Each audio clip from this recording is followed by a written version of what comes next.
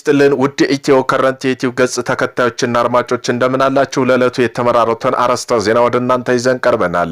በቅድሚያ ወደ መካከለኛው ምስራቅ የዜና ትንታኔያችን እናመራለን። የኢራን የሚሳኤል ከተሞችና የማይደፈረ ወታደራዊ ጡንቻ በመካከለኛው ምስራቅ ያለው ውጥረት እየናረበት በመጣበት በዚህ ወቅት ኢራን ከመሬት በታች የተገነቡ ስውር የሚሳኤል ከተሞችን የዓለምን ትኩረት ስበዋል። በተራራማ ስንጥቆችና በጥልቀት ውስጥ የተገነቡ እነዚህ ምሽጎች ከማንኛውም የአየር ጥቃት የተጠበቁ መሆናቸውን ስጋቱን እጥፍ አድርጎታል። ቁልፍና ስትራቴጂክ ስጋቶችና አቅሞች ምን ይመስላል የሚለው በዜና ትንታኔያችን አካተነዋል። ቆይታችሁ ተሰሙታላችሁ። ኢራን የዓለምን ኢንተርኔት ከቢል ልታቋርጥ ነው ተባለ። ኢራን በሆርሙዝ ሰርጥ በቀይ ባህር ስር የሚያልፈው የኢንተርኔት ከቢሎች እቆርጣለሁ ስትል አስጠንቅቃለች። በዚህም ጉዳይ የዜና ትንታኔ ያካተናል። ቆይታችሁ የምትሰሙት ይሆናል።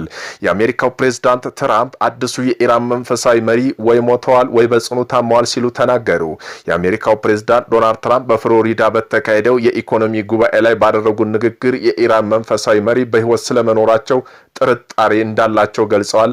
በዜና ትንታኔያችን አካተነዋል። እስራኤል ከደቂቃ በፊት የኢራን የውሃ ማመንጫ ተቋማትና የኒውክሌር ማመንጫ ኃይል መታለች። ጦርነቱ አድማሱን እያሰፋ ነው። በዜና ጥንቅራችን አካተናል። ቆይታቸው የምትሰሙት ይሆናል። የሰሜን ኮሪያው መሪ ኪም ጆንግ ኡን እና አሜሪካ ሽብርተኛ ሀገራና ሲሉ ወነጀሉ። የሰሜን ኮሪያ ከፍተኛ መሪ ኪም ጆንግ ኡን በቅርቡ በሰጡት መግለጫ አሜሪካ የሽብርተኛ ሀገር በማለት የጠሩ ሲሆን ዋሽንግተን በመላው ዓለም ሰላም እያፈረሰች መሆኗን በጽኑ ተችተዋል። በዚህም ጉዳይ ዜና ጥንቅራችን አካተናል። ኢራን የኩዌት አውሮፕላን ማረፊያ በድሮን መታች። አሜሪካ ተዋጊም ጀት ተመቷል ተብሏል። በዚህም ጉዳይ ዜና ጥንቅራችን አካተናል። ቆይታቸው የምትሰሙት ይሆናል። እነዚህን የመሳሰሉ አርዕስተ ዜና ወደ እናንተ ይዘን ቀርበናል። ቤተሰብ ለመሆን ላይክ፣ ሼር፣ ሰብስክራይብ ማድረግዎን እንዳይረሱ። ወደ መጀመሪያ የዜና ትንታኔያችን ስናልፍ ወደ መካከለኛው ምስራቅ ይወስደናል። መካከለኛው ምስራቅ ከየቀኑ አድማሱን እያሰፋ ከፍተኛ ጉዳት እያደረሰ ነው። ለዚህም ማሳያ የሆነው የኢራን ሚሳኤል ከተሞችና የማይደፈረው የኢራን ወታደራዊ ጡንቻ ናቸው። መካከለኛው ምስራቅ ያለው ውጥረት እየናረበት በመጣበት በዚህ ወቅት ከኢራን ከመሬት በታች የተገነቡ ስውር ሚሳኤል ከተሞች ዓለምን ትኩረት ስበዋል። በተራራማ ስንጥቆችና በጥልቅ አለቱ ውስጥ የተገነቡ እነዚህ ምሽጎች ከማንኛውም የአየር ጥቃት የተጠበቁ መሆናቸውን ስጋቱ እጥፍ አድርጎታል። ቁልፍ ስጋቶችና ስትራቴጂካዊ አቅሞች በተመለከተ በዜና ትንታኔያችን ስናያቸው እስከ 2000 ኪሎ ሜትር ርቀት መምታት የሚችሉ እንደ ሻህባ 3 ያሉ ሚሳኤሎች እስራኤልና አሜሪካ የጦር ሰፈሮችን በቀጥታ ኢላማ ውስጥ ያስገባሉ። በቅርብ ይፋ የሆነው ፋታ ሚሳኤል ከድምጽ ፍጥነት በላይ የሚጓዝ በመሆኑ ዘመናዊ የአየር መከላከያ ስርዓቶች ሊያቆሙት እንደማይችሉ ይገመታል። ሚሳኤሎቹ ከረቂቅ ድሮኖች ጋር በመቀናጀት የመከላከያ አቅምን የማጨናነቅ ከፍተኛ ብቃት አለው። ኢራን እስካሁን በነበሩ ግጭቶች ከተጠቀመባቸው ክምችቶች እጅግ ጥቂት ብቻ ነው። እውነተኛ አቅሟ ገና አልተነካም። ወታደራዊ ተንታኞች እንደሚሉ ከሆነ ምዕራባውያን ማዕቀብ ቢጥሉም ኢራን በራሷ ቴክኖሎጂ የምታከናውነው የጦር መሳሪያ ግንባታ የቀጠናው የኃይል ሚዛን እየቀየረ ይገኛል። በመሆኑም ኢራን ሚሳኤል ገና አልተነካም ይባላል። አሜሪካ የስለላ መረጃ እስካሁን አረጋገጥኩ ባለው መረጃ በአሜሪካና እስራኤል በተደረገው ጥቃት የኢራን የሚሳኤል 1/3 ብቻ መውደሙን ሮይተርስ ምንጮች ጠቅሶ ከእስራኤል ኢራን ጦርነት ከተጀመረ ከአንድ ወር በላይ አልፎታል። ዩናይትድ ስቴትስ እና እስራኤል የአየር ጥቃቶች የቀጠሉ ቢሆን የአሜሪካ ስለላው ድርጅት ኢራን ከጦርነት በፊት የነበራት የባለስቲክ ሚሳኤልና ድሮን የጦር መሳሪያ ውስጥ እስካሁን 1/3 ብቻ መውደቡን በቅርብ ጊዜ ባደረጋቸው ግምገማዎች ላይ ማረጋገጡ ዘገባው ጠቅሷል። ባለስልጣኑ ብዙ ሚሳኤልና ድሮን በደረቅ መሬት ውስጥ ዋሻና ታንኮች ውስጥ ጠልቀው የተቀበሩ እንደሆነ ያምናሉ። የአሜሪካ የውጭ ጉዳይ ሚኒስትር ማርክ ሩቢዮ የኢራን ጦርነት ቢያንስ ለተጨማሪ 1 ወር እንደሚቀጥል ትናንት ዲፕሎማቶች አሳውቀው ነበር።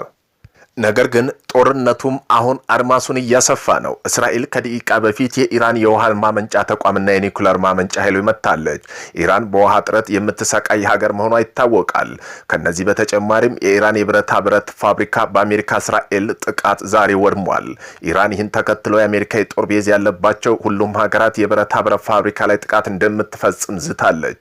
አሜሪካና እስራኤል ጋር ግንኙነት ያላቸው የቀጠናው ፋብሪካ ሰራተኞችን በአስቸኳይ እንዲያስወጡ ኢራን ትዕዛዝ አስተላልፋለች።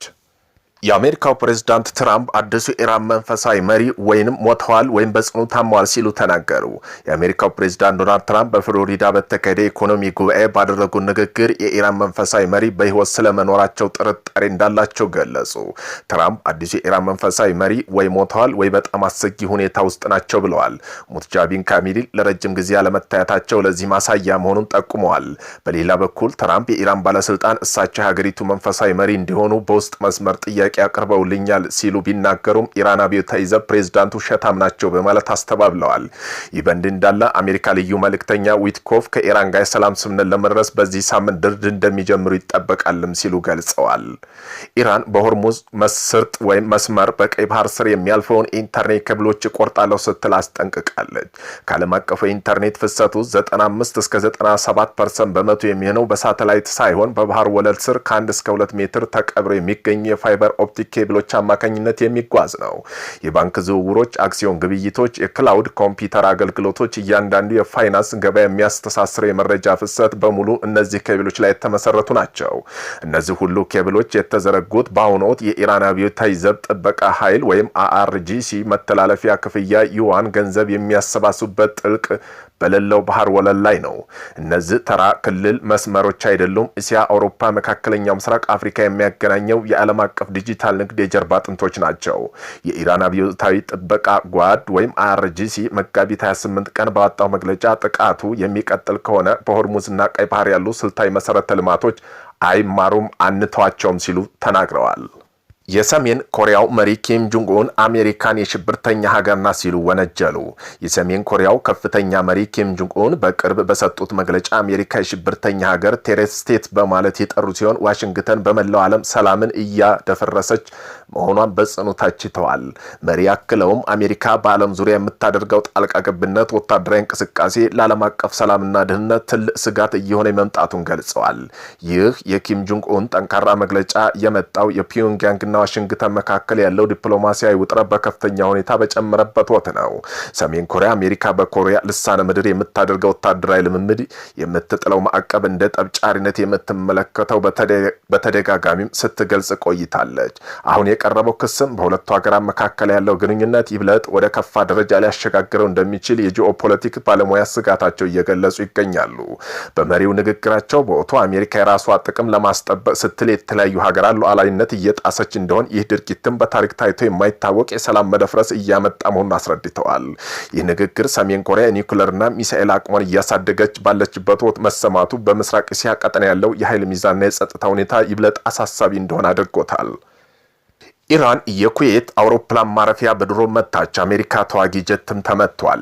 በኩዌት ዓለም አቀፍ አውሮፕላን ማረፊያ በርካታ ድሮኖች ጥቃት እንደተፈጸመ የሀገሪቱ ሲቪል አቪዬሽን ባለስልጣን ቃል አቀባይ ለኩዌት የዜና ወኪል ተናግረው በአየር ማረፊያው ላይ ለደረሰው ጉዳት ውስን እንደሆነና በሰው ላይ ጉዳት አለመኖሩን መናገራቸው ተገልጿል።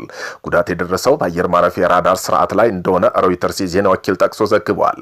በተያያዘ መረጃ የኢራን አብዮታዊ ዘብ IRGC F-16 የአሜሪካ ተዋጊ ጀት መጥቶ መጣሉን አልጀዚራ ዘግቧል። አንድ F-16 ተዋጊ ጀት አሁን ባለው ወቅታዊ ገበያ ከ30 እስከ $60 ሚሊዮን ያወጣል ተብሎ ይገመታል።